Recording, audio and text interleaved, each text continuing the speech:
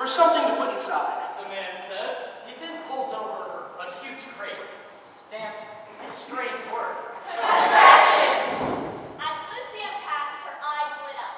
It was candy, her favorite candy. Gumdrops. Try some. The man said. She popped one in her mouth. Now she could hardly unwrap fast enough.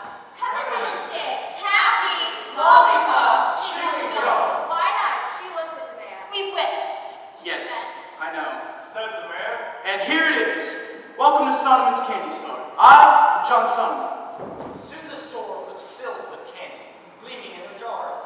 Raspberry suckers. Tiny lemon drops. Brightly colored jawbreakers. Long tangles of licorice. Pink and white peppermints for church. And then, in the very last package, in the very last crate, Was a candy Lucy had never seen before. It was a red and white striped candy stick. With a crook on the end. What is this? Lucy asked. This is a candy cane. It's a very special Christmas candy. Why?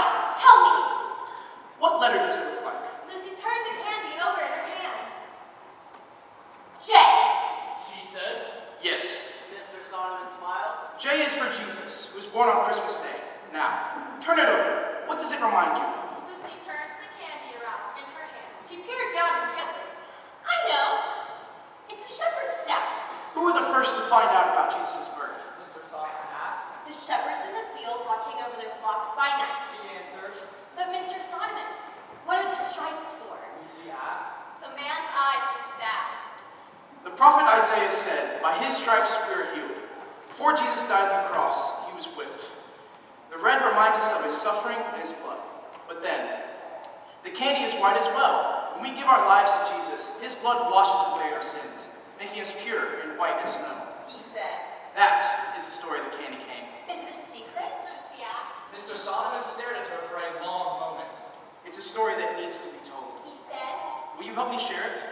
It was now the depths of December. The town was looking round by blizzard wind. For days, the sun hid itself. But every morning, Mr. Solomon and Lucy ventured out. They wore heavy woolen coats and bright knit scarves. And in stiff knit speakers, they each held a bag. They went to every house in town. They traveled to every farm in the country. They knocked on